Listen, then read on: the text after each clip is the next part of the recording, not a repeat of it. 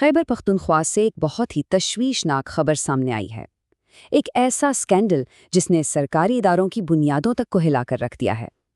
یہاں بات ہو رہی ہے سرکاری ملازمین پر لگے سنگین الزامات کی، اور یہ ایک ایسی کہانی ہے جو سیدھا عوام کے اعتماد پر ایک بڑا سوالیہ نشان لگا دیتی ہے۔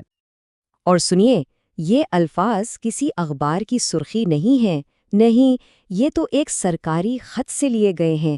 آپ خود اندازہ لگائیں کہ معاملہ کتنا سنگین ہوگا۔ کیا اب اصل مسئلہ ہی عوام کا ٹوٹتا ہوا اعتماد بن گیا ہے؟ تو سوال یہ ہے کہ آخر ہوا کیا ہے؟ بات یہ ہے کہ ضلع لوئر دیر میں جنسی ہراسانی کا ایک بہت بڑا اسکینڈل سامنے آیا ہے، اور اس کی لپیٹ میں کوئی ایک دو نہیں بلکہ سرکاری شعبے کے کئی ملازم آ چکے ہیں۔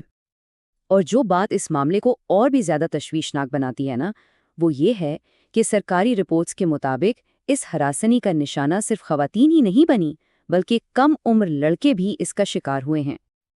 اچھا، یہاں ایک بات بالکل واضح کرنی ضروری ہے کہ یہ کوئی سنی سنائی بات یا کوئی افواہ نہیں ہے۔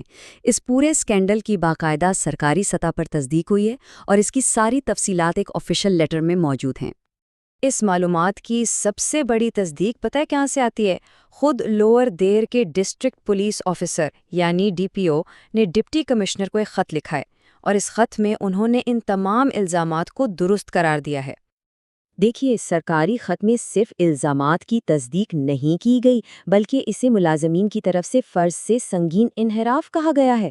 اور بات یہاں ختم نہیں ہوتی، بلکہ فوری طور پر یعنی امیڈیٹلی محکمانہ کارروائی شروع کرنے کی سفارش بھی کی گئی ہے۔ تو آئیے اب دیکھتے ہیں کہ یہ اسکینڈل آخر کتنا بڑا ہے، اس کا دائرہ کار کتنا وسیع ہے، اور کون کون سے سرکاری محکمے ہیں جو اس کی زد میں آئے ہیں۔ 31، جی ہاں، 31 یہ ہے اس اسکینڈل میں ملوث ملزم ملازمین کی تعداد۔ اور یہ صرف ایک نمبر نہیں ہے، یہ اس بات کی نشاندہی کرتا ہے کہ یہ مسئلہ ہمارے سسٹم میں کتنی گہرائی تک پھیل چکا ہے۔ اور یہ لوگ کسی ایک محکمے سے نہیں ہیں، ان کا تعلق محکمہ صحت سے ہے، محکمہ تعلیم سے ہے، یہاں تک کہ پرائیویٹ تعلیمی اداروں سے بھی۔ مالاکنڈ بورڈ اور بلدیاتی ادارے بھی اس میں شامل ہیں۔ یعنی صاف ظاہر ہے کہ یہ مسئلہ کسی ایک شعبے تک محدود نہیں رہا۔ لیکن شاید اس اسکینڈل کا سب سے تشویشناک پہلو یہ ہے کہ اس میں وہ لوگ شامل ہیں جن پر معاشرہ سب سے زیادہ بھروسہ کرتا ہے، یعنی ہمارے استاد اور صحت کے شعبے سے جڑے لوگ۔ آپ صورتحال کی سنگینی کا اندازہ یہاں سے لگائیں کہ تعلیم کے شعبے میں وہی استاد اور پرنسپل ملوث ہیں جنہیں ہم محافظ سمجھتے ہیں۔ صحت کے شعبے میں نرس اور اسپتال کا عملہ شامل ہے، مطلب یہ اعتماد کی سب سے بڑی خلاف ورزی ہے۔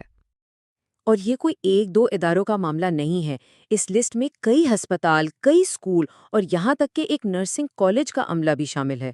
یہ خود اس بات کا ثبوت ہے کہ یہ مسئلہ کتنا زیادہ پھیلا ہوا ہے۔ تو اب جب یہ ساری تفصیلات سامنے آ چکی ہیں، سب سے بڑا سوال یہ اٹھتا ہے کہ آگے کیا ہوگا؟ کیا اس معاملے میں انصاف ہو پائے گا؟ اور یہی وہ بنیادی سوال ہے جو اب ہر کوئی پوچھ رہا ہے۔ کیا اتنے سنگین جرائم کے لیے صرف ایک ڈپارٹمنٹل انکوائری کافی ہوگی، یا اس کے لیے اس سے کہیں زیادہ سخت اقدامات کی ضرورت ہے؟ لیکن ایک خدشہ بھی ہے، اور یہ وہ خدشہ ہے جو اکثر ایسے معاملات میں سچ ثابت ہوتا ہے کہ کہیں یہ کیس بھی باقی کیسز کی طرح فائلوں میں ہی نہ دب کر رہ جائے، اور اصل مجرم کسی نہ کسی طرح بچ نکلے۔ اسی لیے آپ سمجھیں کہ یہ کیس اب صرف ایک اسکینڈل نہیں رہا، بلکہ یہ ہمارے پورے انصاف کے نظام کے لیے ایک امتحان بن چکا ہے۔ سب کی نظریں اب اسی بات پر لگی ہوئی ہیں کہ کیا اس بار شفاف احتساب ہو پائے گا؟ آخر میں سوال صرف ان 31 لوگوں کی سزا کا نہیں ہے، اصل سوال یہ ہے کہ کیا انصاف کے تقاضے پورے ہوں گے تاکہ ایک محفوظ معاشرے کی بنیاد رکھی جا سکے؟ کیا ہمارا نظام ہمیں یہ گارنٹی دے سکتا ہے؟